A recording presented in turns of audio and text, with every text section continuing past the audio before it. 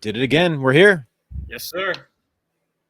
We are live, pre-recording, taping, premiering at the same time. Can't see a chat, but we're doing it.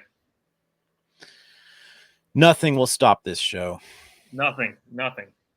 Except maybe Chicago. Maybe the greatest weekend in all of intellectual history.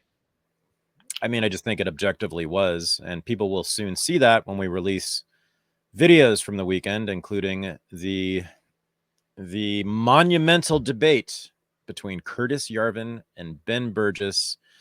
People thought it couldn't happen, but it did. We made it happen, and we have the video to prove it, and the whole world will see that next week. And we have other interviews from that weekend with Batya Ungar Sargon, several interviews with Curtis, several interviews with Ben, and we'll be releasing some of that to the public and some of it only to our Patreon supporters. So look out for that coming up. But yes, it was an amazing weekend. It's just that we couldn't do Unreported last week because of it. And but we're coming back strong now. So yeah, it was pretty amazing weekend. Yeah, I'm editing the videos right now, and it's interesting being the Scorsese of this massive undertaking, this 2.5 hour tour de force debate that we have. But like any angle that I choose can kind of tell the story a little differently, you know. Like if I keep the shot real tight, you might feel like tension and constrained, and like there's more of a battle going on than is actually going on. And we were talking about just how deceptive videos are, and that over the weekend we were talking about that and how they really changing people's heads over seeing little deceptive edited videos on Twitter. And that's kind of all throughout American history now, is public outrages over videos, and that here we are doing a video show and kind of trapped in this really deceptive form of discourse. Yeah, I have been increasingly concerned about this, but just noticing this since George Floyd, but really since 2014-15 with the emergence of BLM. These videos have changed American politics. They've changed the way that many cities look now, because many cities burned as a result of many of those videos. And it's terrible because the videos, of course, are only, 30 seconds to a minute to 2 minutes long at most, always out of context. And it really skews people's perception of what's going on. So it looks like, to many people, and including me, as of 6 or 7 years ago, I was one of these people, looks like the police are hunting down black men on the streets. And that's what it is. It's hunting season for black men. And I believe that. And for a long time. And but then I started to actually study the issue and found out that that's very, very far from the truth. And in fact, God, I mean, well, we know that fewer than 10 unarmed black men per year are killed by the police. And even those, if you actually look at those cases, very, very few of them were cases in which the cops were totally unprovoked, where it was clearly an unjustified shooting. I hate to say this because I'm anti-cop, anti-state, anti-criminal justice system, all the whole 9 yards. And people know that. I've been saying this for decades, really. But it's just not true. It's just not true. The cops are not hunting down black men. In fact, it's remarkable, given how big this country is, how many guns are in this country, how many criminals we have in this country. And that's because, for many reasons, I think we just have more criminals than a lot of countries do, for many reasons. We have more violent, armed criminals than most countries. It's remarkable how few people do get shot by the police, unarmed people by the police. Now, about 1,000 armed people per year get shot to death by the police or killed by the police. But that's a different story. If I were a cop, I'd probably be killing some people with guns too. But it's this wildly inflated idea that has driven much of American political discourse, and it's driven people into the streets, and it's caused all sorts of mayhem and violence and destruction. It's just, for the most part, fiction, not to mention the fact that George Floyd died from fentanyl. And I'll keep saying that. I said it right when it happened. and all my libertarian friends screamed at me, and my left-wing friends screamed at me for that. But it seems indisputable that Chauvin did not kill him with his knee. Fentanyl killed him. But yeah, so the videos though, gosh, not to mention clips taken out of context from podcasts that are used to harass, intimidate, and bully podcasters and many people in the media. Of course, I have been the victim of that. Yeah, it is remarkable. We are living in an age driven by video clips. It's far more, a video clip that goes viral is how much more powerful than a front page New York Times story. Back in the day, being on the front page of the New York Times was the biggest thing you could do. Like, or maybe be on the national news at night, you know, at 6 o'clock news. Maybe that's about it. That's about the biggest splash you can make in the media, the most impact you could have in the media. But now it's a video clip. And if it's a video clip with a cop killing a black person, it instantly, automatically goes viral and everyone's talking about it. It's very unhealthy and it's very scary, and it has created all sorts of misperceptions and, as I said, skewed understandings of what's really going on. So yeah, looking closely in the faces of Curtis Yarvin and Ben Burgess when they're speaking and debating will tell you a lot more. And people will soon see this, but it got pretty feisty. I mean, there was a pretty tough fight going on, and Ben was upset, and I think maybe rightly so. And but it was a hell of a debate. Mm-hmm. So yeah, what are we doing tonight? Oh, well, yeah, there's a lot of directions we can go. Maybe Kanye. Maybe start with Kanye. Okay.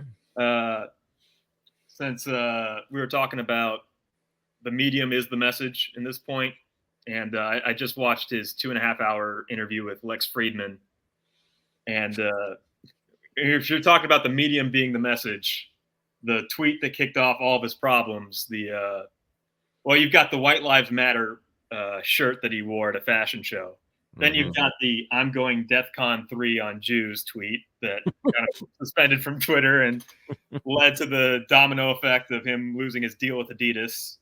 But if you see the man sit down with Lex Friedman, a Jewish person who is there to, in his own way, get an apology or ask for an apology to the Jewish people, which he does get, but you see the humanity in him on this, and you see how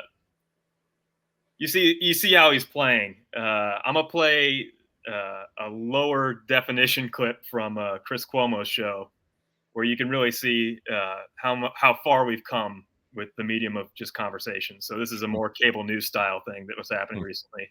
The moment at the Fife funeral is there's so many black musicians signed to Jewish record labels, and those Jewish record labels take ownership not only of the publishing, like how MC Search is selling Nas publishing right now, but also ownership of the culture itself. It's like, oh, that's mine. This guy signed to me. It's like a modern day slavery.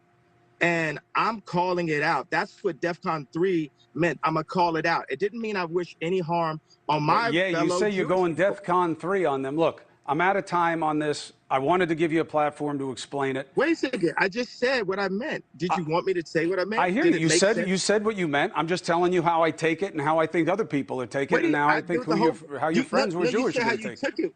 What do you mean take it? I just came and said and explained this is what I meant by it. I meant I'm calling out all these contracts. I know, but just because you're calling it out doesn't mean it's true. It's just what your opinion is. That's all I'm saying. No, I'm talking about true things. If anyone else was in a position other than me to be able to call it out and would sacrifice themselves and take the risk, other people would say it. I'm not the first person that said it. Or they just don't believe it. Why are you dismissing? Why I'm not dismissing.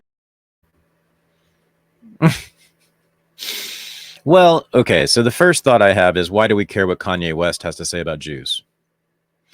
Okay, I suppose the answer is that he's highly influential, he's world famous, and that in particular, I suppose African Americans listen to him and maybe look up to him. Although, boy, if you look at Black Twitter, it doesn't seem like Kanye has a whole lot of fans among African Americans anymore, or maybe, I'm not sure he ever did really. But I mean, enough to worry. But, you know, it is odd that we're spending so much time parsing the words of Kanye West on politics. The guy recently admitted that he's never read a book. Is it important that anti-Semitism is common among African Americans and African American celebrities? I suppose. Is it going to result in bad things happening to Jewish people? There's zero evidence of that. I mean, rappers have been rapping anti-Semitic lyrics since the 1980s, since Chuck D, Public Enemy. What was it called? The Chosen Frozen is his line in Fear of a Black Planet. I forget which song. Wow. Yeah. Wow. Oh yeah. Yeah, no. PE was explicitly anti-Semitic in the late 80s and early 90s, and you know, they had ties to the Nation of Islam, so it's not surprising. Then they kicked out Professor Griff for that. Right. He got a little too hot. Right. Exactly. Yeah. Griff is the one who brought that stuff in there. But no, I mean, Chuck D's, I think he's legitimately anti-Semitic, at least in the way that Kanye West is. Did that result in, you know, Jewish people getting attacked or synagogues getting bombed? Nope. Not that I know of. I don't know of any Public Enemy fans who attacked any Jewish people. And that's not, you know, it's not happened since forever. I mean, I just don't see any. I've seen some anti-Semitic attacks, you know, in my lifetime in the United States. Very few. This is a very, very good country for Jews to live in. It always has been. Yes, there were some lynchings of Jews at the turn of the 20th century. Leo Frank was the most famous one in Atlanta in 1913, 14. That was kind of the birth of the Ku Klux Klan, by the way. But no, this has been a very good place for Jews to live. And if you don't believe me, just look at the statistics of the number of Jews who've been killed in Israel since 1948, which is about 10,000. About 10,000 Jews have been killed in Israel as a result of all the wars that they've been involved in. And then look at the number of Jews who have been killed in the United States for being Jewish, and it's, you know, a handful. A tiny handful. So, no, I think Jews are fine. And I used to be married into a big Jewish Hollywood family. My sister-in-law is ex-sister-in-law now, major Hollywood executive. And so I've been around that world. I know, and also I was dealing with Hollywood myself, trying to get my book made into a documentary for many years. And so I've been around that world and I know it. And it is just overwhelmingly Jewish. It's kind of stunning. When you deal with Hollywood, it's just one Jewish name after another after another. And this has been the case since Hollywood was founded. It was founded by Jews in the 1920s and 30s. Was it an organized attempt by Jews to take over the media? Not that I know of. I've seen no evidence of that. Has it always been dominated by Jews? Yes. Has that meant particular things about the ways in which Hollywood presents its movies? Yes, although usually in ways that are counterintuitive, which is that Jews in Hollywood were the ones who basically invented assimilation, and they hid their Jewishness very famously. People like Kirk Douglas, I forget his birth name, but it's something extravagantly Jewish, obviously Jewish name, and he changed it to Kirk Douglas, and this is very common, has been common. And the Jewish moguls of Hollywood who owned the studios in the 30s, 40s, and 50s when they were really launching the thing, that's what they were all about. They were all about presenting this very antiseptic, very Gentile WASP depiction of America. Nothing ethnic, nothing Jewish. And those guys were notoriously self-hating Jews, as a matter of fact. Overcompensating. Notoriously self-hating, yeah. They gave the biggest, most lavish Christmas parties at their mansions in Hollywood every year.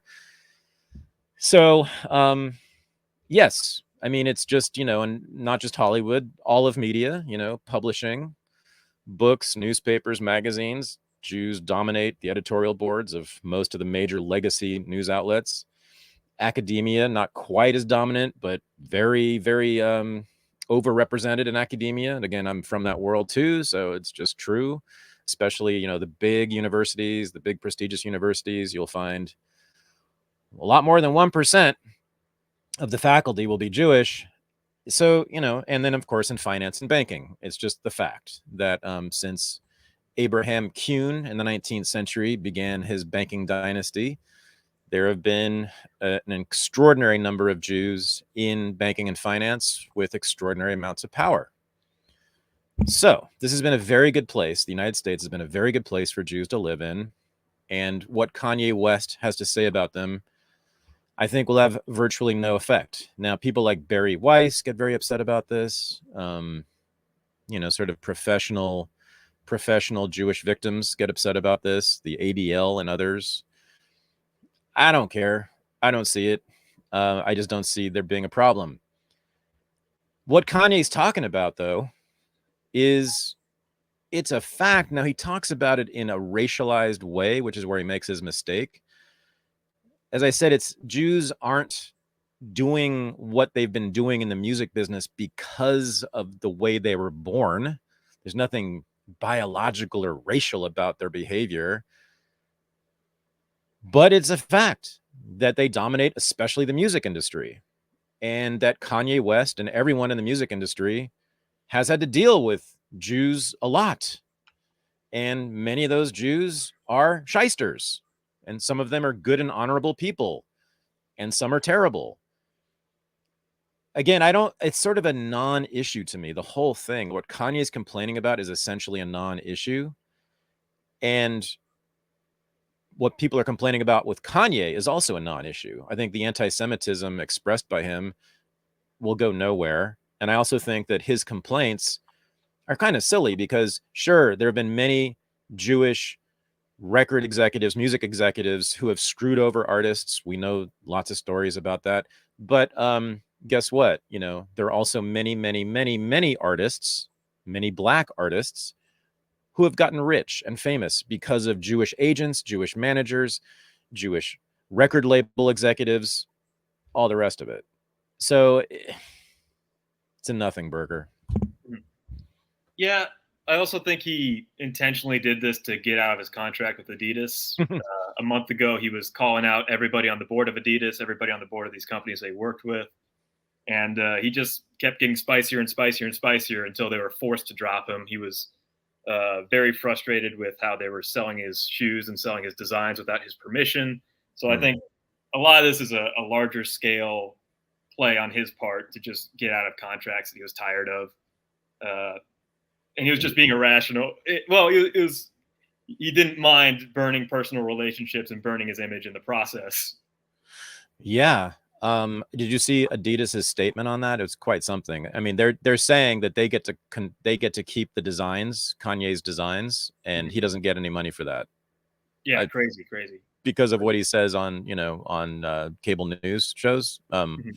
Is that legal? I mean, it seems like there's a lawsuit coming there. Yeah. And then, if you're going to drop him, but you're still going to profit off of him and profit off of the design, you're not really dropping him, are you? Yeah, exactly. Right. They're just him. They're still going to be selling his shoes. Yeah. Which is good because I like them. Do you think that this is what Camille complains about a lot, in that we are thinking in racialized terms? Yeah. And that if we keep thinking in racialized terms, people are going to notice patterns. And if people notice patterns, they're going to come across certain bigotries. So if a Black person sees that everybody who screwed him over in a contract at the higher level of these board meetings that he gets to as he becomes a billionaire turned out to be Jewish, he sees it as a Jewish conspiracy. And if he's allowed to say bad things about white people, if he's allowed to say George Bush doesn't care about Black people, if he's allowed to think tribally in certain ways, then he'll come to different tribal conclusions that aren't quite as politically correct. Right. Yeah. I mean, that's exactly what I think Camille would say. And this is the whole problem that he points to is thinking in racial terms, which is it's stupid, superstitious thinking. It makes no sense whatsoever. Of course, you're not born as a Jew able to run a record company. I've met many Jews. In fact, I was married to a Jew who certainly were not born ready to run a record company, born ready to be a banker or an international financier. It's nothing inborn about this stuff. It's taught. It's learned.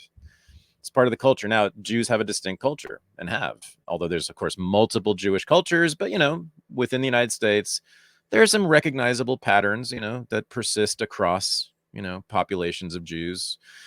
There's a Jewish culture, and we can talk about that. And that's the tricky part. How do you talk about culture, right? How do you talk about the culture of a group that's identified racially without talking about it in racial terms? That's the tricky thing. How do you talk about Jewish culture and what that means in places like the music industry without talking the way that Kanye did. Again, it all comes down to biology, right? It all comes down to whether you're making biological claims, whether you're saying such and such a person behaves in this way because they were born that way, because they were born into some race. As long as you don't have that in your thinking, then it's all fine to me, because culture is real and there are differences between cultures that are quite stark and that are quite meaningful and that we need to talk about. Most people on the left, though, can't do that. They can't talk about cultural differences because it sounds too scary. It's too close to racial talk, but it's not necessarily racial talk. You can absolutely talk about culture and be a complete postmodernist, anti-essentialist like me. Again, cultures are different and cultures are real, and they're not biologically determined, for God's sake. Jews are not good with words because they were born that way. They're good with words because language and intellectual work has always been at the center of Judaism. It's been 2,000 years of rabbis studying texts and debating with each other about what the texts mean that have determined what Judaism is. So it's an intellectual culture to begin with, not to mention the fact that they were nationless until 1948. And so therefore they had to create their own homes wherever they went, which meant that they were very quick at sort of assimilating into the cultures and very quick to learn the new cultures they lived in, and very quick to become successful in those cultures because of that, because they had nothing else to do, because they were stateless and nationless. So yeah, I mean, there's much to be said about Jewish culture and Jews in places like Hollywood and the music industry, but we just simply can't talk about them in essentialist terms. Mm-hmm. And the other problem with this is if you have somebody who's conspiratorial and paranoid thinking, I felt the same way when Alex Jones got canceled. If you have somebody who thinks like that, if you have somebody who thinks that Jews control banking and Jews control the media, the worst thing you could do is debank them like JP Morgan did and ban them from social media. So right. the fact that this is such a taboo basically confirms anti-Semitic conspiracy theories in these people's heads, and you give more fire to the flame. This is how you build anti-Semites. Yeah, I should say that if you just look at the last week, right, the news of the last week, it certainly looks like there's a Jewish conspiracy. Absolutely. Because Kanye West says a few little things about Jews, and next thing you know, he gets canceled. Not sure it looks like a Jewish conspiracy. And we do know that, the companies that canceled him are often controlled by Jews. It sure looks like a conspiracy. So yeah, it's a self-defeating thing, cancel culture. There's blowback in it because of that. To me, the problem is Kanye West is just not as sharp as I wish he were. Wish he could be. A couple of years ago when he started sounding kind of based in interesting ways, I thought, oh, we've got something here. We've got a celebrity who can do something, can say some things. And then him and Kim going to the White House and successfully, getting Trump to pardon some felons was very good. So I thought, there was some chance. And then, of course, his whole break with the Democrats and all that, criticism of the liberals. But then, 2 days later, he's basically talking gibberish. And I don't know. I mean, I think we should pay less attention to Kanye West. I just don't think he's that interesting, frankly. Mm-hmm. For me, he's done so much culturally. Yeah, he has. He made people who look like me cool. When I was in 4th grade and 3rd grade and his first album came out, and we were a bunch of nerdy white kids in polos and backpacks, and then that's the style he came out with, and everybody, because he was copying suburban white culture and making that the cool hip hop thing to do. And for me, he made us cool. He broke down racial barriers with that. Yeah. I didn't know that. I didn't know that's what Kanye did. Pretty much, yeah. He got the white preppy look to be the hip hop look.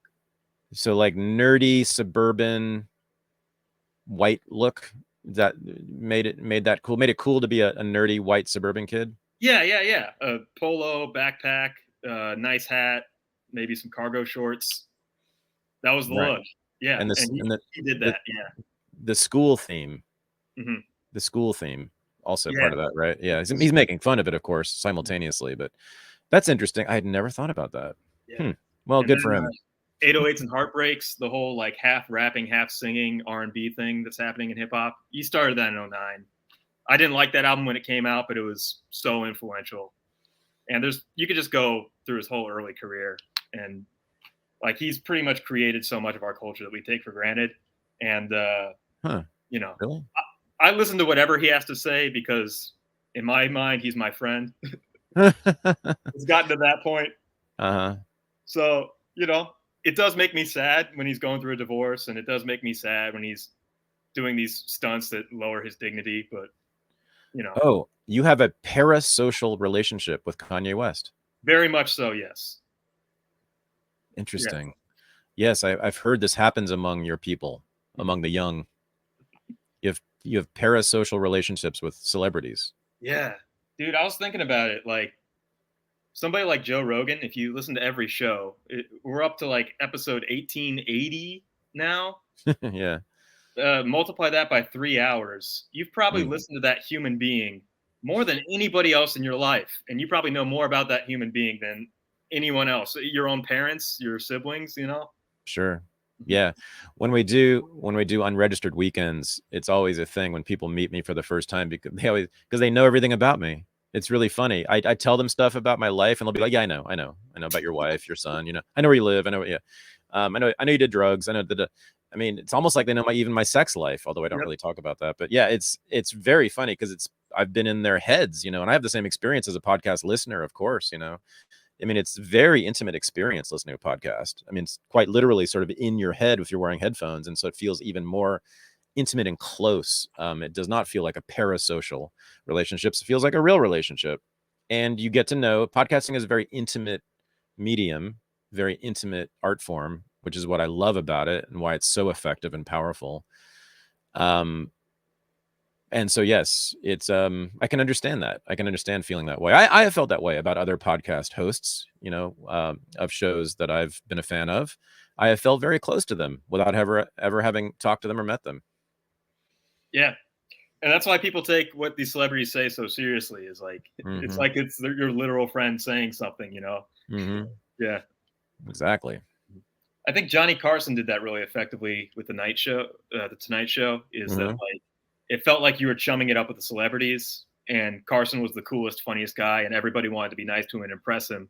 But at the same time, he had like these inside jokes with Sinatra and all these people, so it really felt like he got an inside door to these people's lives. Yeah, totally. Yeah, you felt in the conversation. Yeah, it was sort of like proto podcasting in that way, right? Because that's what you get with podcasts, with good podcasts. You feel like you're inside this very intimate, very intense conversation, intense and consequential conversation. That's the thing. You feel like history is being made in some of these conversations on podcasts, and you get to be right inside of it. You get to really hear how people think and how they really talk, not the way they talk on cable news shows, which is all fake, right? It's all performative. This is the real stuff. Podcasting is beautiful. I love it. Same. All right. I hate to make a horrible aesthetic choice here, but I'm going to move on to that Hillary Clinton ad. I knew when you said, I knew it was going to be Hillary. Okay, good. But she put this out. The midterms are coming up, and she's laying the groundwork for a much larger project with elections. So, okay, Hillary, let's go. Yep. Hello, Indivisibles. I'm here to highlight something that is keeping me up at night. And I know this group really understands what I'm about to say. I know we're all focused on the 2022 midterm elections, and they are incredibly important. But we also have to look ahead, because you know what? Our opponents certainly are. Right-wing extremists already have a plan to literally steal the next presidential election. And they're not making a secret of it. The right-wing controlled Supreme Court may be poised to rule on giving state legislatures, yes, you heard me that correctly, state legislatures the power to overturn presidential elections. Just think, if that happens, the 2024 presidential election could be decided not by the popular vote, or even by the anachronistic Electoral College, but by state legislatures, many of them Republican-controlled. But there's also good news in the face of this very real threat to democracy. Indivisible has launched Crush the Coup to make sure we're ready to defend democracy in 2024. They've put together a list of critical races in 6 key states and how you can get involved. Will you support Crush the Coup by donating to Indivisible and state legislature candidates? Each of these races is highly competitive, and your dollars could very well decide the winners and the winner of the next presidential election. This could not be more important or more urgent. Well, the vast right-wing conspiracy returns. Returns, yeah. Ooh, I forgot about that line. Congratulations, Hillary. It will never die, apparently. That was in the 90s. The 90s over her husband's impeachment, when she said there was a vast right-wing conspiracy attempting to take them down. There was a right-wing conspiracy to take them down. There was indeed. It's just that it was out in the open. And yeah, and they said what they had to say in public. Yeah, where do I begin with this? I mean, so the state legislatures should have the right to decertify an election. Absolutely. If they determine that there was fraud in the election in the state. Well, constitutionally also, that's just how it works, right? And constitutionally, yeah, right. But I mean, exactly. They get to determine who they select as president from that state. That's right, Hillary. Yes, this amazing thing where the Democrats are saying that the Republicans running for office in state legislatures and in state governments is a threat to democracy. I mean, that is being democratic. That is the MAGA people who are doing that are the most democratic, small d, democratic Americans in the country right now. They're actually doing what you're supposed to do. They're participating in governance. Democracy is government by the people. That's what they're doing. They're running for office. That's what it's supposed. Not only are they allowed to do that, I thought we were encouraged to do that as Americans, to run for office, to participate in governance. It's just so, I don't know. I mean, it's just so dumb. And yet so many people listen to her and think, oh my God, there's a vast right-wing conspiracy that's going to overthrow American democracy and institute a fascist dictator who is orange. I mean, what are you going to do? I mean, it's been 7 years of them thinking this, 6 years of them thinking this. And even though everything's been debunked, Russiagate was thoroughly debunked, they still basically believe in Russiagate. What are you going to do? I mean, they believe that we're going to all drown in 20 years because of climate change. They go on and on and on. I mean, there is a liberal mythos that is so powerful and so entrenched and so impervious to facts, to argumentation, to new information, to new analyses. It just keeps going and going and going. I don't know how it's going to, ultimately die. I mean, all ideologies do eventually die, of course. This one seems like a zombie that will go on forever. Yeah, I was gonna say, she's stealing Steve Bannon's shtick with this. Crushthecoup.com. She's copying stopthesteal.com. Like she's pretty much taking his playbook, and cultural production on the right seems to be leading the way on this. Yeah, stop the steal, crush the coup. It's all very dramatic. Mm-hmm. It's funny playing the whole thing and watching it, and you see her eyes kind of glaze over herself, that she's like reading an infomercial ad.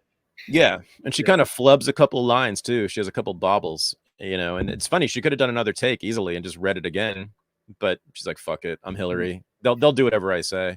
Yeah, but I don't think her heart's in it. She knows goddamn well this is nonsense. I mean, she knows this is just to keep power for Democrats, and hopefully to, I guess, is she going to run again? Maybe. I don't think so. I don't think so, because she's just been embarrassed publicly, and I think it keeps her dignity not to run again a little bit and just to be playing the field. But I don't see anybody with any talent in the Democratic Party at all, so she might have to. Yeah. I want to know how much she runs the Biden White House behind the scenes. I mean, it's all, I think, all the staffers in the White House are ex-Obama and ex-Clinton people. And, you know, ex-Obama people are usually ex-Clinton people. I think Ron Klain, I forget where he was he with the Clintons or Obama? I don't know. I mean, it's all the same. And I believe that Hillary, I think she's kind of still the Macher in Yiddish terms. You know, she's the one who makes things happen. She's the boss. I don't know, but I would suspect that if Hillary really wants something to happen, she can probably get it to happen in the White House. Yeah, I think Hillary is more in with the DNC and overall Democratic strategy, and I think the ex-Obama people are more setting policy at the White House. Oh, really? That's my guess, especially how the past primaries have played out, especially just how much money gets funneled through Clinton charities to the DNC, and how much people were owed from the Clintons, or how many people owe the Clintons. So that's how I see it working out. But certainly, and I think what was it? Obama made her Secretary of the State almost as like a joke to get her out of the country and not working at home in DC. Well, I mean, no, she became Secretary of State because that's what she wanted. I mean, she's a foreign policy gal. Okay. She really likes that stuff, you know. Her and Samantha and Susan, all her buddies, you know, all her humanitarian interventionist buddies, they got to bomb Libya. You know, they're very fun. It was a great time for her. She brags all the time about how many countries she visited when she was Secretary of State, how many miles she traveled. Remember that? She was always bragging about how many miles she traveled as Secretary of State. She wreaked a lot of havoc. She got a lot done, killed a bunch of people, destroyed a lot of territory.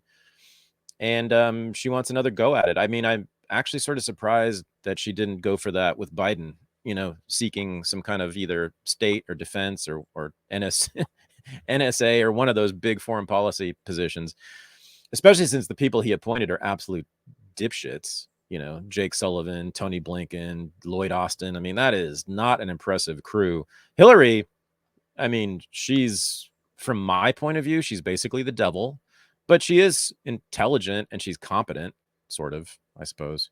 But yeah, I don't know. It's I can't wait for her to go, to be gone from the national scene. I have had profound distaste for her since I first found out about her in 1990, I guess it was. And yeah, they are just remarkably conniving, manipulative, cold-blooded assassins. And I don't mean literally assassins. I mean, but they do like to kill their opponents figuratively. They like to kill the careers of their opponents. They're ruthless, the Clintons. And I mean, with the Clinton initiative, all the things they've done to Haiti, all the money they've taken, all the influence they've peddled, it's an incredibly corrupt sort of system that the Clintons control. And of course, more importantly, they're the ones who shifted the Democratic Party rightward, and especially in foreign policy. You know, they're the ones who said, hey guys, this is in the 1990s when Bill wins the presidency. He's like, hey guys, we've had about 20 years of this Vietnam syndrome, you know, where the Democrats got all scared of being interventionist and being imperialist and invading other countries. We're here to tell you, and this was very useful, the Clintons said, we're here to tell you that look at history. The history of the Democratic Party over the last 100 years has been of war making, of expanding the American empire, of going out into the world and conquering new territory and new nations and making the world more and more American. From the Spanish-American War all the way to the present, with the Iraq War being the one exception. You know, it's been just one Democratic war. As Bob Dole said, there's a bunch of Democrat wars, you know, that was the 20th century. And the Clintons were the ones like, yeah, that's us. You know, this post-Vietnam stuff where we're pretending to be peaceniks. And by the way, a lot of people in my generation got fooled. into thinking the Democrats are the peacenik party. Never have they been the peacenik party. Even in the 70s and 80s, even in the post-Vietnam era, they were still pro-CIA. They were still, running coups all around the world, etc. Jimmy Carter was an interventionist. He let the CIA do whatever it wanted to. I mean, but at least publicly, sort of outwardly, they were talking the talk of, war is bad and peace is good, etc. But as soon as the Clintons come in, they were like, yeah, no, fuck that. Let's get real. Let's get cold-blooded and hard-headed, and let's get back to our roots, they said. Let's get back to the Democratic Party roots of Woodrow Wilson, Harry Truman, and killing brown people. And they got it. And then the neocons, since then, have been noticing that the Democrats have been moving more and more in their direction. The neocons in the 80s and 90s, of course, moved into the Republican Party because they saw that as the sort of most hospitable place for them. But then with the rise of Trump, Clinton and Obama moved the Democrats firmly into a hawkish position on foreign policy in the 90s, 2000s. And then Trump comes along and the neocons can't have that. So they found a very comfortable home, which is their original home in the Democratic Party. The Clintons made the beds for the neocons in the Democrat Party. And that's where they now live. And, did you see, was it Bill Kristol? One of the big neocon. Oh, it's the Bulwark. Yeah, the Bulwark, the neocon outlet. Is it on Substack? I forget. Anyway, it's the Bulwark. All the neocons write for it. Just the other day, I think it was yesterday, in fact, they were all going on and on about trans rights. Like, these people don't care about trans people. I guarantee you, it's just a way to make themselves popular so that they can launch the next Iraq war. Well, it's not even about popularity. It's funny. We were talking all weekend about how this woke agenda isn't really very popular. And an idea that was sprouted over the weekend as we were talking about democracy is that if maybe we made our institutions more democratic, we could easily vote out some of these woke policies. Batya Ungar-Sargon likes to point out that 56% of Democrats in Florida supported the so-called Don't Say Gay bill. So, and that 6% of Americans are these radical progressives who are on board with the whole agenda. So maybe getting more public involvement might be the way out of this stuff. So yeah, neocons, it's all about moral superiority. Yeah, Batya loves reciting that statistic, which is that I think it's 6% of Americans identify as progressive, something like that. Well, through the polling data, the way that this poll was conducted, they have opinions that could group them into this category, this class of progressives. So it's identity politics, right? It's 6% of Americans basically identify with identity or support identity politics, right? Yeah, I'm not sure if they specifically call themselves progressives, but they have this certain set of opinions, which is identity politics, right?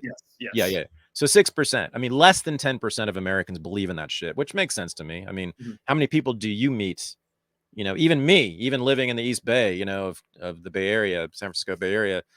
Most people I meet are not political at all, and certainly not, woke. So it makes perfect sense to me. It's amazing, though. 6% of the country is determining the national discourse. I mean, determining what corporations put on their websites, what we see on TV and in the movies, what music is being played, what lyrics we get to listen to. They determine what the newspapers and magazines and TV news shows say. It's that progressive woke identity politics left, which is only 6% of the damn country.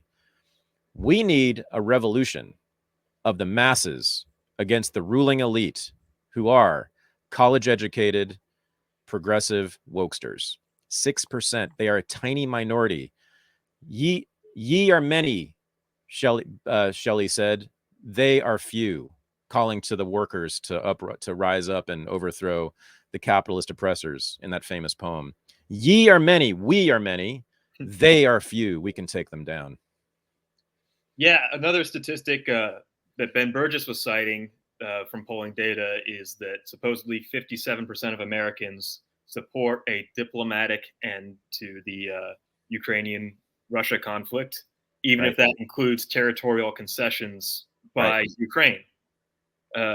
And I've got some clips here. I'm not sure if I want to play them just to save some time, but over the past couple weeks, both Liz Warren and AOC were confronted by their constituents, yelling at them that you're pushing us to the brink of nuclear war, that you've been sending billions of dollars of weapons irresponsibly to the Ukraine, and you should be working diplomatically to end this. Recently, 30 House members, I think all Democrats, signed this statement that we should, even though it says up front, Russia are the bad guys, blah, blah, blah, blah, blah, couching it in the blue-pilled mainstream narrative of the conflict. But we should search for diplomacy. They've since said, a staff member leaked that, and they've retracted the statement and apologized for it. It's if you are left-wing and you have anything left good to say about the squad and these people after this, I mean, to top it all off, they threw a worker under the bus, a staff member. They blamed a staff member for this. I mean, it's a 2-page single-space letter that's beautifully signed by all 30 of them. You know, all their signatures are beautifully laid out there, and they got the full signature and everything. And it's a full letter. It's fully edited. It's, you know, addressed to the president and all that. I mean, it's an accident. It's an accident. Yeah, and yes, the thing about that letter that people miss is that letter, there's one line saying maybe we should seek negotiations. Maybe we should have diplomatic relations with Russia. The rest of the letter, which is, again, 2 pages long, single space, is straight up neocon, neoliberal talking points about Ukraine. Just, it's the same rhetoric that's been coming out of the White House, been coming out of NATO and the EU about Putin being the devil and Russia being implacable and unstoppable and the Ukrainians being virtuous heroes and all that. And it's so pathetic. That AOC is just another member of the military industrial complex. After all that, after all the talk about being this left-wing radical, speaking for the people, against speaking truth to power, and she voted for the Iron Dome for Israel. She voted for every bill giving money to Ukraine, tens of billions of dollars in weapons to Ukraine to fight a war of attrition. They know that it's a war of attrition. That's the point of fighting it, is to degrade the Russian military. They've said this, and it's obvious that's what their purpose is. She is funding a killing machine. It's intended to kill. It's not intended to win the war, because they know they can't win the war. It's intended to kill Russians, which Lloyd Austin essentially said when he went to Kiev. That's what AOC voted for. That's what every member of the Ilhan Omar. Oh, yeah, Miss Anti-Imperialist. Right, sure. Miss, love the Palestinians and the poor Arabs. No. She voted for all of it, and they rescind this fucking letter. What is it, a day later? It's just unbelievable. The cowardice. Michael Tracy wrote a great piece about this, by the way, in Substack. Compact. Jeff Schellenberger, who's now the managing editor of Compact magazine, this brand new, really amazing political magazine, has Michael Tracy's article on this very subject, on this letter written by the Progressive Caucus. Yeah, and Jamie Raskin, who's, by the way, Jamie Raskin's son worked for antiwar.com. And I think he killed himself. I know he died. I think it was suicide a couple of years ago. Jamie Raskin is just the biggest liberal hawk there is. He just can't get enough of the war in Ukraine. And he was the first to come out and say, no, we didn't really mean this. In fact, it was some staffer who sent this letter, not us. They can't even make an anti-war argument about this. They can't even put a letter out saying, can we have some negotiations here? I mean, this is not that's all they were asking for, but they can't do that at all. I mean, it shows you the power of the neocons and the neoliberal foreign policy establishment. And we should at some point talk more about the difference between those two camps, but they've basically converged. As I said, the neocons have recently come back into the Democratic Party. Yeah. After about 20 to 30 years of, a hiatus living in Reagan land over in the Republican Party. Now they're back in, but in the meantime, the foreign policy makers in the Democratic Party, they've had their own ideology develop, which is, I guess we're calling neoliberalism, which is simply, to me, it's that they're identical on foreign policy. There's no difference whatsoever in foreign policy. America should run the world, and Russia needs to be eliminated, and China probably needs to be eliminated. And the United States, the more power the United States have, the better it is for the world. But they're in favor of things like gay marriage, and they're in favor of things like welfare for single mothers, and they're in favor of things like public education and all that stuff. And they want to export that stuff. They want to export social welfare state, abroad. They want to export gay rights and women's rights and trans rights and all that nonsense abroad. Yeah, I said it. It's nonsense. The neocons have sort of glommed onto that. They've kind of gone along with that. Yeah, we need to export these rights too, but that's not in their heart. What's in their heart is two things: the United States and Israel. They want the United States and Israel to be strong, to be dominant, to be unchallenged, to be the sort of the joint hegemon in the world. And that's it. Otherwise, I don't think they care what shape the world is in.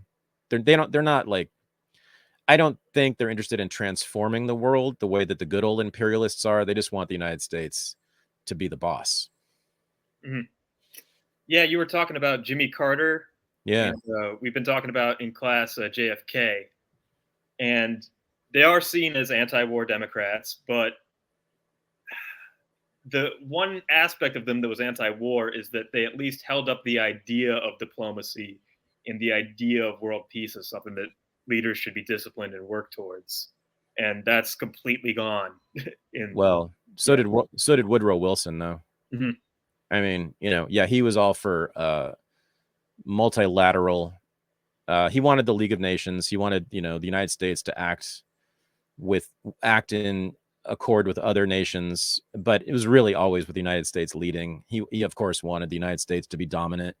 Same with, Franklin Roosevelt talked the same talk. We must work with our allies to achieve peace and justice across the world. But no, of course, he wanted the United States to be dominant. Yeah, it's all rhetoric. It's all rhetoric. Yeah, Joe Biden made that statement that if Putin completely surrenders, then we'll let him stay in power. And that was right. Biden's idea of diplomacy there. Exactly. Right. Yeah. Unconditional surrender. Yeah. Sounding like World War II again. Mm-hmm.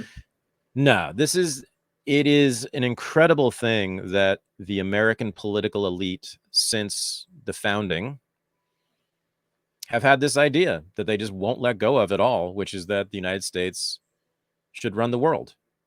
I mean, it's this amazing American exceptionalist sort of mythology that has just been passed down from generation to generation to generation of politicians. The political elite in this country has imbibed that entirely uncritically for 200 years, and they're still doing it. And Trump is the first one to even ask a question about it. Yet no other American, basically, Americans who are outside the political class, don't even know where Ukraine is. They don't care. They don't know how many military bases the United States has in the world. And they don't care. I mean, they're not interested in this stuff. They ask them if they think the United States should have a global empire. They're like, I don't know, what's that?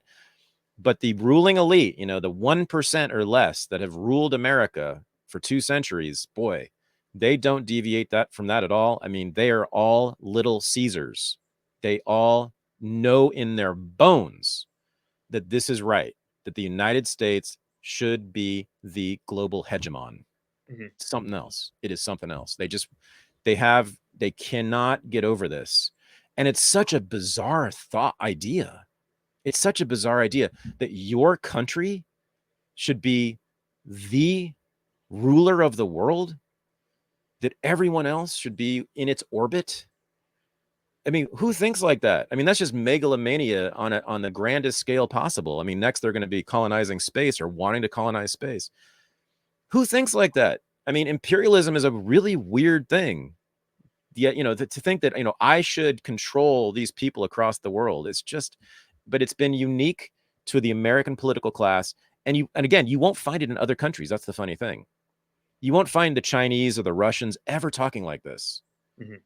You won't find people in France nowadays, or in the UK even nowadays, talking about, they used to when they had their empires, but no other political class talks about their obligation to go out and uplift the people of the world, to go out and, you know, remove injustice, as John F. Kennedy said, wherever we find it. It's a purely American phenomenon since World War II. Yet they all, even Trump, basically believes that the United States should be the unchallenged hegemon. He just doesn't want to do nation building and regime change.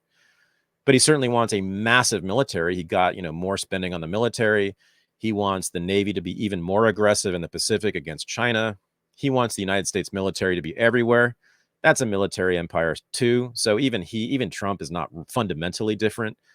It's an amazing lineage, and it's just unbroken lineage of American political imperialists. Mm-hmm. It makes me so hopeless for all of DC as well, where these supposed independent members of the squad, these are supposedly the young people who are out of step with Democratic Party, cannot listen to their own constituents, even for one day. Right. Yeah. Right. Right. How many Americans who know what happened in 2014 support the Ukraine war, support sending money to Ukraine? I bet it's near zero. Anybody who knows the history of 2014 in Ukraine couldn't possibly support sending money and arms to Ukraine. Americans don't care about this stuff. And, you know, it's the people with the blue and yellow flags. They don't know the history. They don't know anything except what CNN has told them. And they've seen, of course, horrific images of civilians killed, I'm sure. And that's all they need to know. And they're good. They know that Putin is the devil and he must be taken down. And therefore, yeah, we've got to send $40 billion to them. And we've got to send unlimited surface-to-air missiles to Ukraine. And boy, all those surface-to-air missiles that have been flooding into Ukraine, you know, a region of the world that everyone has known has been dominated by organized crime.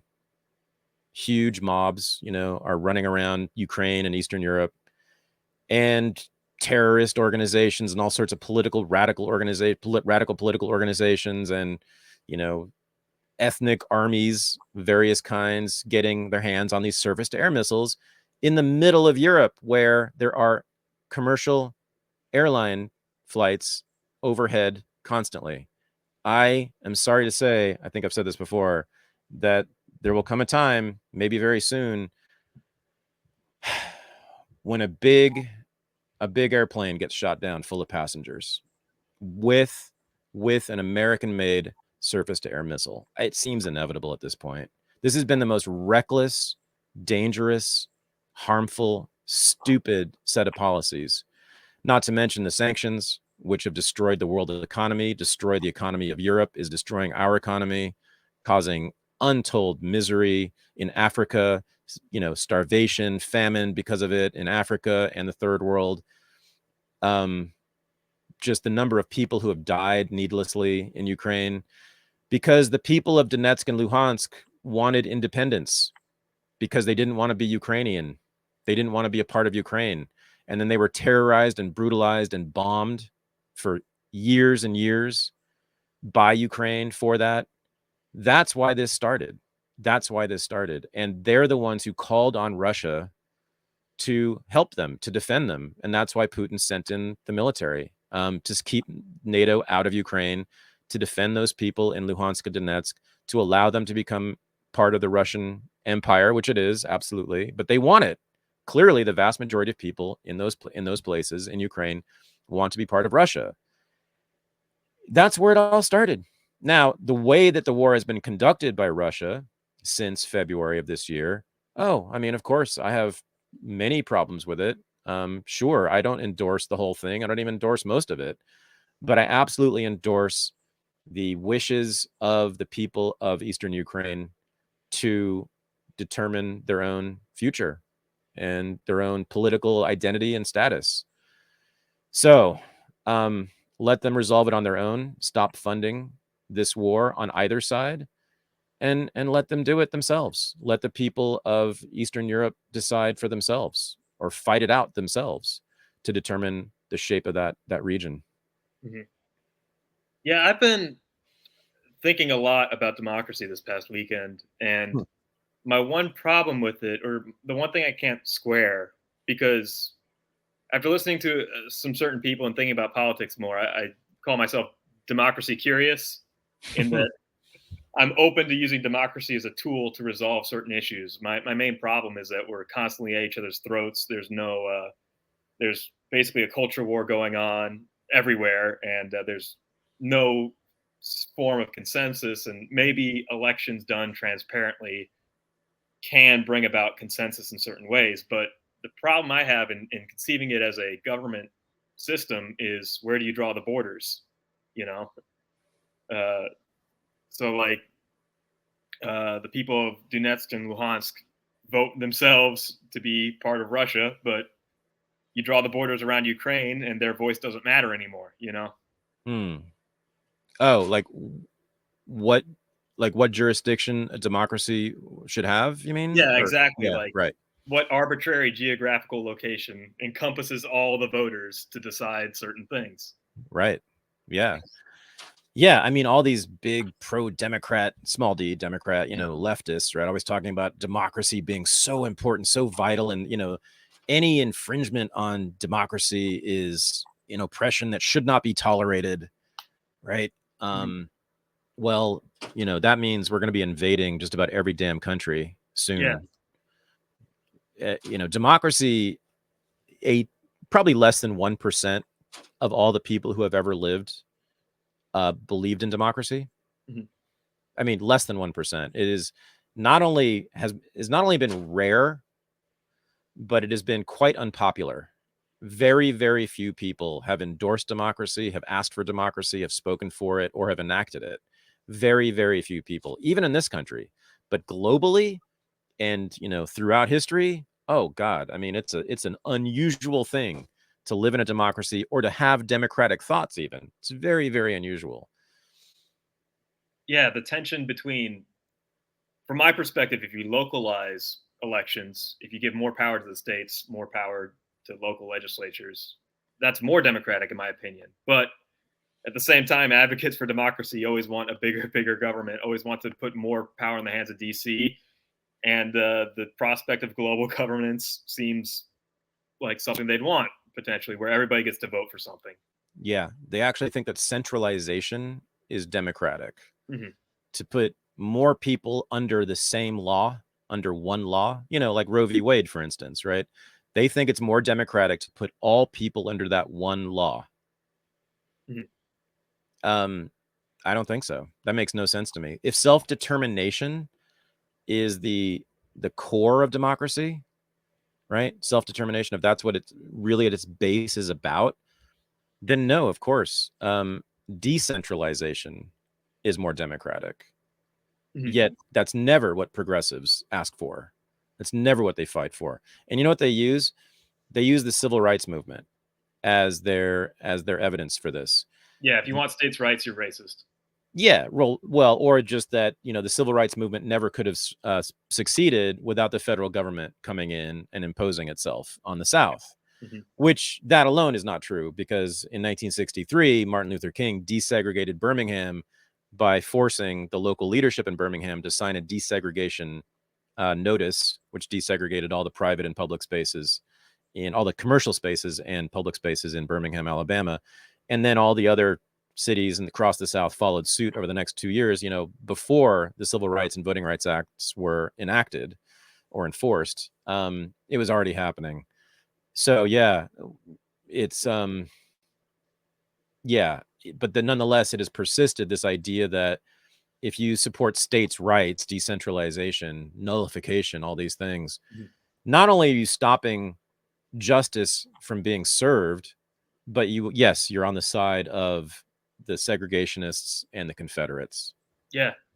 And these proponents of they always point to states in Europe, which are coincidentally the size of states here. So my argument to progressives always is, well, if you really want universal healthcare, for example, a system like France, a system like Sweden, a system like Norway, wouldn't you want to get rid of the bulky red tape of Medicare and Medicaid and our complicated tax code and give power to the states where California could do it by referendum, or Colorado could do it by referendum with all the money they've raised from weed, you know? You know what it comes down to? And this is quite ironic. The left doesn't trust people to do the right thing. They're afraid of people. They're afraid of people making their own decisions. They assume that left to their own devices, people will make bad, wrong, harmful, evil decisions. Therefore, they need a big state to direct them, to shape them, to limit them, to limit their choices. It's a very pessimistic view of human beings, ironically, when the left, or those are the people who claim to be on the side of the people, they claim to be on the side of the little guy. But no, they're actually quite afraid of the little guy. They assume that the little guy will do racist things if he's given power, if he's given political power, direct political power. Whereas, people on the right, paleoconservatives and libertarians, are very comfortable with giving people direct power, very comfortable with letting localities determine their fate. They are fine with that and very comfortable with it. And partly, I think, because they're simply more optimistic about human beings, but also, I think, less afraid of individual human beings, right? Mm-hmm. Potentially, yeah. Or they just they don't have that I guess anxiety. Yeah. They're more willing to take responsibility for themselves, I think, which gives them less anxiety. I do want to say I would love to do more conversations with Ben Burgess and Batya, because they don't have that authoritarian impulse as much, or even at all. Mm-hmm. And they did a very, very good job of tailoring their arguments to a crowd of libertarians and saying, hey, you're just like me. We have the exact same concerns. My form of government is the practical way to protect the rights that you care about. We, live in reality, not in Capistan in your head, as a lot of neo-reactionaries, ex-libertarians like to say. And they made some very, very good points. I'd like to hear them talk to Republicans more, or people in the American tradition who are concerned about government, and talk about the structure of government and accomplishing certain things. Yeah, I mean, I think that's why I invited Ben and Batya to Chicago, is that I think they're the best thinkers on the left right now. Mm-hmm. I mean, I'm sure of that. And Ben is clearly, to me, the best public intellectual on the Marxist left, and Batya is very clearly, to me, the best public intellectual sort of who's a left liberal, who's still considered, and really is a liberal. Yeah, and they spend much of their time, both of them, talking to conservatives and right-wingers, because the left does not brook any dissent. And Ben and Batya both dissent from identity politics, wokeness, a lot of what's going on in liberal and left-wing circles. And so the left has shut them out. The left has largely frozen them out, will not speak to them. Every once in a while, they'll let them in. Ben writes for Jacobin, and Batya occasionally is invited on CNN. But by and large, they have to spend most of their time, especially Batya, talking to people who vote Republican. And it's a very interesting conversation. Although, see, I think I disagree with you. I'd rather they talk more to the left and more to liberals, right? Yeah. Because the right wings already knows this stuff. It's the left and the liberals who are closing their ears and their eyes to everything. Yeah. I guess I'd like to hear them talk more to people who have power and people who actually do things. Yeah. If that makes sense. Yeah. I just saw something today about how almost no liberals know that Pfizer has admitted that they did not test the vaccine. Oh my goodness. Effectiveness. And that was, yeah. Most liberals don't even know that. I know that the vast majority of liberals did not know that ivermectin could be used at all to treat COVID, because it just simply wasn't, that information wasn't allowed onto their airwaves. I mean, that information was not allowed into liberal circles. It's kind of amazing. It's like liberals live in a closed community that is controlled by the national media, by the legacy media, and the New York Times and CNN gets to decide exactly what my mother and stepfather know. Like they make sure that they don't know certain things. They keep key information out of their brains. I've known a lot of people who live on a CNN, New York Times diet.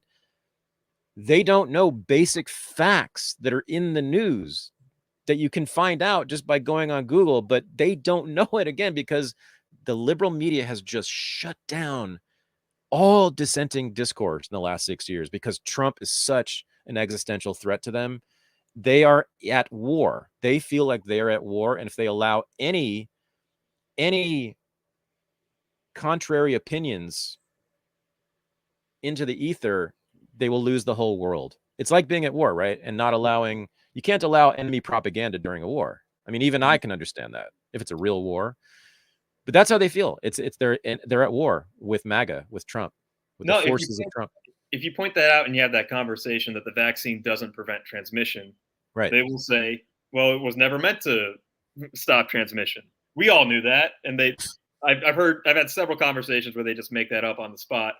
And always in their head, we are in an existential war.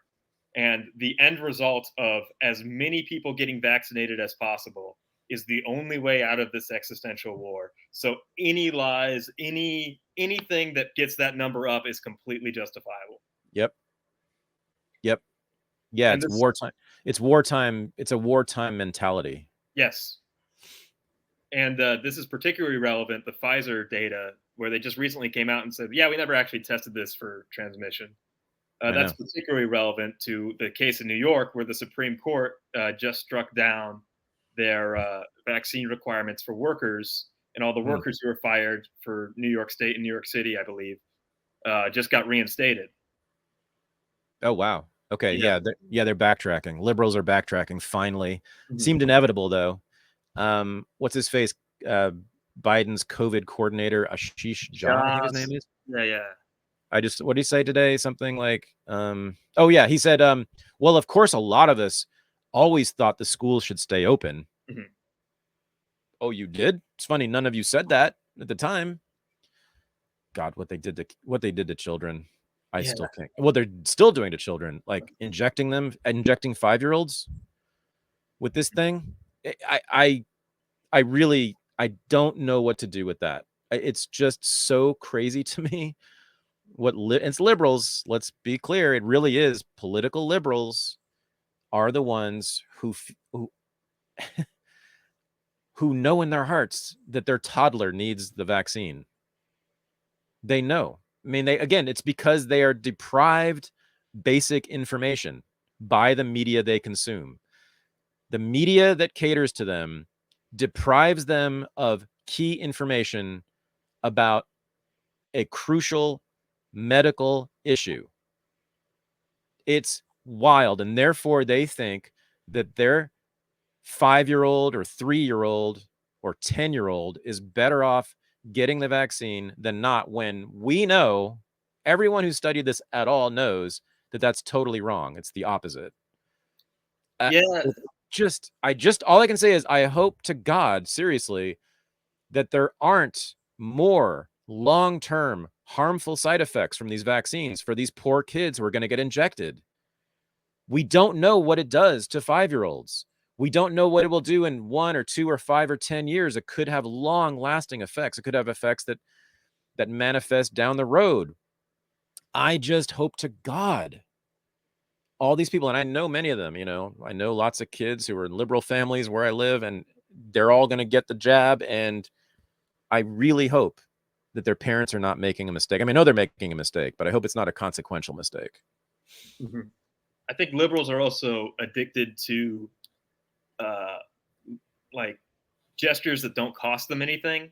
Yeah. Now, they are playing with the health of their children, but they don't know that. They don't know that. And these vaccines are free. Right.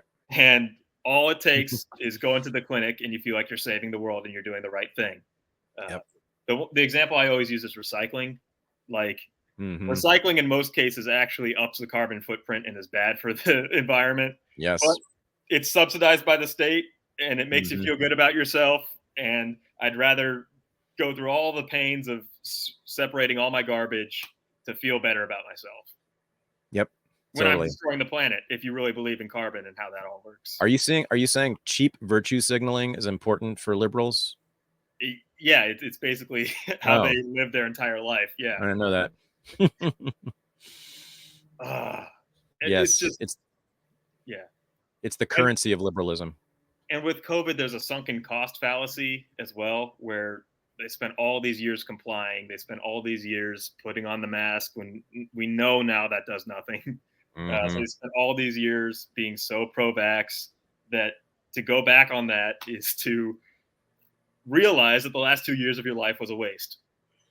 Kathy Hochul, the governor of New York, just today, I think, or yesterday, had this video where she's encouraging, not requiring, but strongly encouraging parents in New York to put masks on their children at home.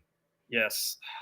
In this day and age, in October of 2022, she's saying that. I mean, how much evidence do you need, dumb fucks? I can't stand this anymore. I do want to play this video. This is the testimony of a worker who was fired by New York about the vaccine. And this is just how he had to deal with it. He had to end up moving to Georgia. So this is relevant. He just heard the news. This is his testimony. We moved to Georgia. I am not coming back. So I don't know how it's going to work out, but I'm not coming back. They destroyed my life. They destroyed my life. I had 8 years with sanitation and 10 years prior with NYPD traffic. So I did altogether was going to 19. It'd be 19 years this year. It's 19 years working for the city. Never had a problem. Been an outstanding worker. Never been suspended. And just like that, my life is over. And I watched Eric Adams on TV talking crazy. What he said, we quit. I said I applied for unemployment. I couldn't get it. Yeah. I lost my rent stabilized apartment. Yeah. Lost it. I applied for rent to help pay the rent. Denied. It's like they all working together. It's like, you know, it's like in cahoots. So everything I applied for didn't work. So we was forced out the city. Forced out the city. I want to get paid. I want back pay. I want pain and suffering. I did a lot of tears, crying. Me and my wife. Man, people don't know. There's so much high level stress. This is the most stressful situation I've ever been in my life, ever. You're talking about? I have 2 kids, 3, including my big daughter, and 2 younger ones, and I had to go into survival mode. I'm surviving right now on my 401k. That's what I'm surviving on. My bank account is depleted. So every plan I had, this destroyed every plan. All my savings that I had, it destroyed everything. So, by the will of God, this is all my whole faith just been on God. What's the problem? Because Pfizer is doing great. Why is he complaining? Pfizer has record profits, which is great because they provide a service to humanity, and some people didn't go to the hospital, I guess, because of the vaccines. But yeah, this is I don't know. I mean, the thing is, we're gonna spend years and years and years and years unpacking what happened with COVID. We're gonna have years and years and years of recriminations, of investigations, of apologies, of backtracking, of denying things that were said. And, you know, and we're still finding out what was the origin of COVID. By the way, Curtis Yarvin, during the weekend, talked about how he believes that it was a lab leak origin, but that he does not think it was in the service of biowarfare research. Others of us do believe that. And you and I are talking a lot about doing a conference soon on the origins of COVID and the possibilities that it was a product of bioweapons research, which to me, it looks like it was. But Yeah, I mean, we have so much more to find out. What Jeffrey Tucker has done on the conference we did do on COVID about 6 months ago with Jeffrey Tucker and Jeff Schellenberger, in which Jeffrey Tucker laid out the evidence about how there was this basically cabal of pro-lockdown people in the federal government since 2004 who were waiting for this moment for something like COVID to come along because they wanted a global lockdown and had been planning for it.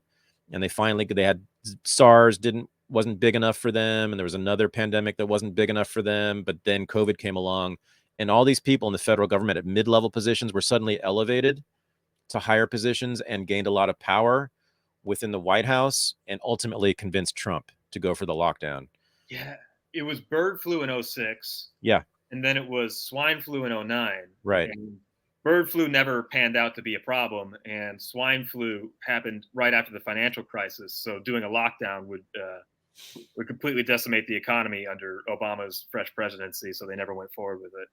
Yeah, people don't know that. People don't know that there were many people in the federal government before COVID emerged who wanted a global lockdown for various reasons. They wanted this. It came out of the Bush administration. It was Bush's idea. Bush Jr., W. Bush. That's where it started. It was a neocon idea, essentially, which makes sense, right? But the liberals love it too. The liberals love it even more. Here's what the liberals will tell you. That means that the people in power were competent and that they were planning for the worst, and we should have given these people more money. And because we had a stupid idiot Donald Trump in office, he didn't lock down hard enough. And if we just gave Barack Obama another term and we just put him in charge of everything, we would have locked down harder, and this whole thing would have been gone in 6 weeks. Yeah, we should have listened to those people in 2004. We should have locked down the entire economy in 2004. We should have forced masks on children in 2004. We should have ended our way of life as we know it in 2004. Yeah, I don't know. I mean, it's incredible to me. It's incredible to me. Yeah. I wonder if they can turn the hysteria back on. I feel like enough people have been, I guess, red-pilled or turned off. I think they'll have to try another psyop to get people up in arms next time. But I don't think the virus psyop is going to play out again the same way, because I think we've reached this equilibrium where like 12% of the population is just going to wear masks for the rest of their lives. And that's just the way it is. Mm-hmm. But nobody wants to force the confrontation to tell somebody else to wear a mask again, I think. Well, here's the thing. At Fort Detrick in Maryland, which is the center for U.S. bioweapons research, there's also many labs in North Carolina. There are labs all over the country. There are labs in multiple other countries, including Ukraine, we found out, doing bioweapons research. Of course, China has bioweapons research going on. None of that was stopped or even slowed down. Dude. There's not it hasn't slowed down. There hasn't been one law passed to slow down or modify or regulate bioweapons research. It just keeps going and going and going. So it's just a matter of time before we have the next COVID. And then we'll find out whether it works, whether it causes mass hysteria, mass psychosis, whether it causes governments to have a rationale to lock down the economy, to destroy our lives, to force masks on people for no reason. Or maybe there will be a reason. Maybe this time, who knows? Maybe the next virus will really be that deadly and that dangerous. And we really will have to wear N95s all the time. And we really will not be able to leave our houses because of the United States developing weapons of mass destruction. Mm-hmm. Yeah, this was, I hate to say it, but this was the stuff I heard from Alex Jones around 2007 to 2009 that I thought was too crazy. That I thought, oh, he's right about all the stuff in the past, but this is just speculation in the future, so he can sell DVDs and make you scared. But he was completely right about Fort Detrick and all these other places that have these sites. And he was completely right about the policy prescriptions that these elites had in place. And his website was Infowars.com, but his other website was, guess what? PrisonPlanet.tv. Oh, yeah, Prison Planet. Yeah, I forgot about Prison Planet. Yeah. Well, I've said this a few times. I'd never watched Alex Jones before until he was on Rogan about a year and a half ago, something like that. And 3 hours, and I watched the whole thing. And while he was talking, and of course he's spewing information the whole time, right? And I sat there in real time. I just fact checked everything. I was on my computer. I was Googling, Wikipediaing everything. And every single thing he said was true. 3 hours Alex Jones talking, every single thing he said was true. And I had not heard of any of it. I hadn't heard of any of it. It was all true. Just incredible. Mm-hmm. And look what they're doing to him, though. Yeah. Man, we're running close on time. Okay. I was thinking there's one point I wanted to make when you were talking about trans rights being the pet issue of the neocons now, and there was that TikTok influencer that you shared, Dylan Mulvaney, who just just made an appearance at the White House and asked questions. And this point I wanted to make about Kanye and about Dylan, in that it's so infantilizing how liberals use these groups. Like, Dylan's persona is that of a ditzy woman. Exactly. Like, it's a kind of a misogynist character. It's so sexist. Yeah. It's so sexist. Good Lord. It's so insulting to women. Mm-hmm. I can't believe it. It's so insulting to women. It is bizarre and disturbing to most people.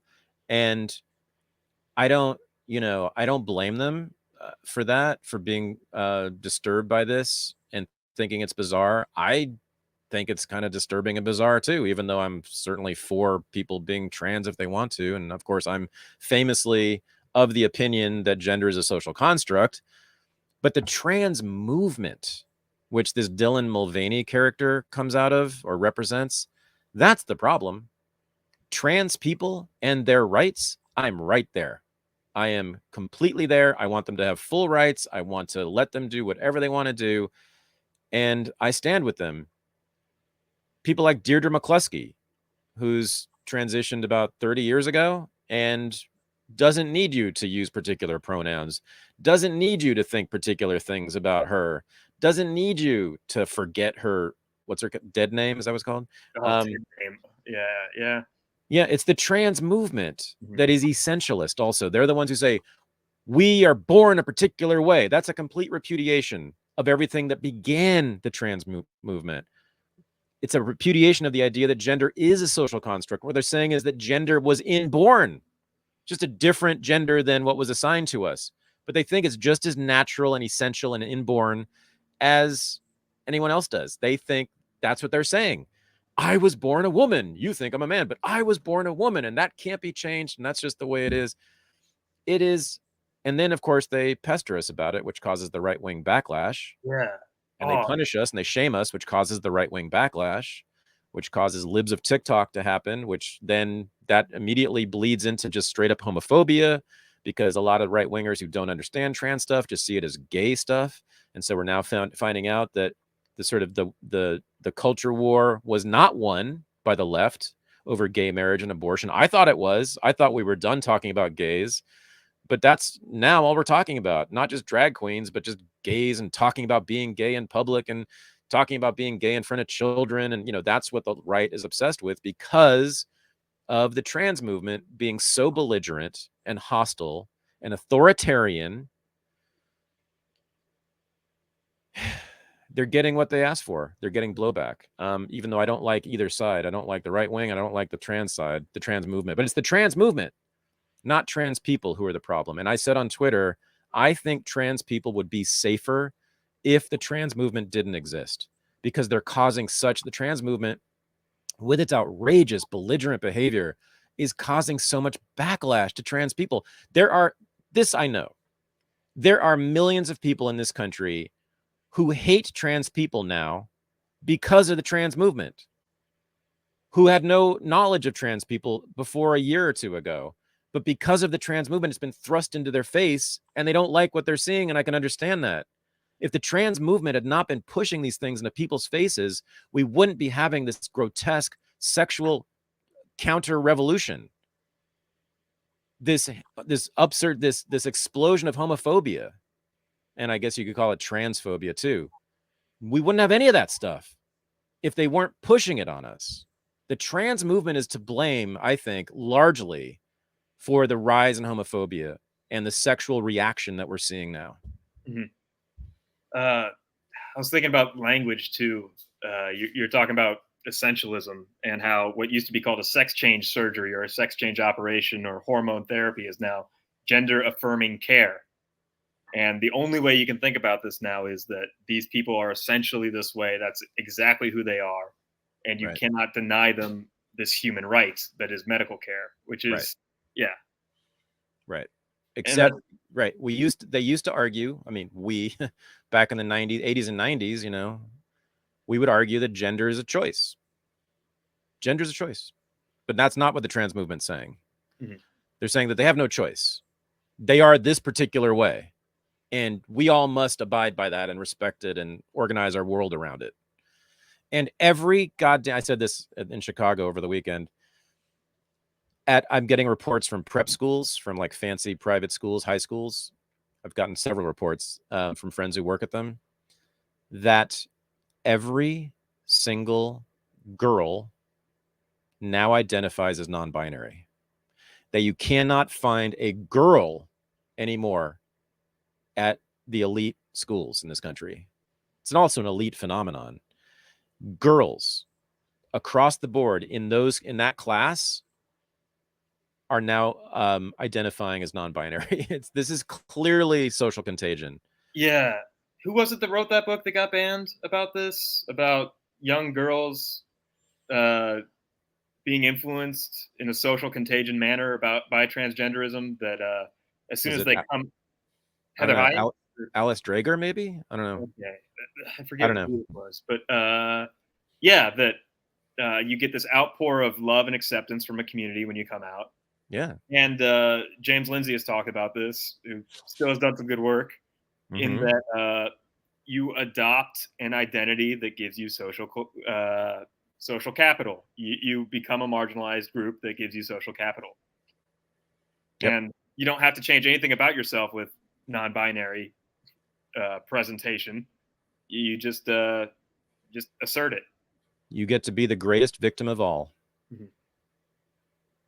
And you get all the rewards for that. Well, we're running over on this pre-recorded show. We will be on the other side, right? You're doing Unregistered live right after this? Yep. Sweet. Thursday at let's see, it's 8:30 Eastern. 8:30 Eastern. Right? Sweet. Yes. Yep. Cool. Is that right? Yes, 8:30 Eastern. Yes. Thursdays 8:30 Eastern. Unregistered live. If you want to join us, we hang out for an hour and a half after Unreported, and that is for patrons only. So go to patreon.com/unregistered to hang out with us. Cool. Thanks. Another one in the books. Awesome, Michael. Thank you so much.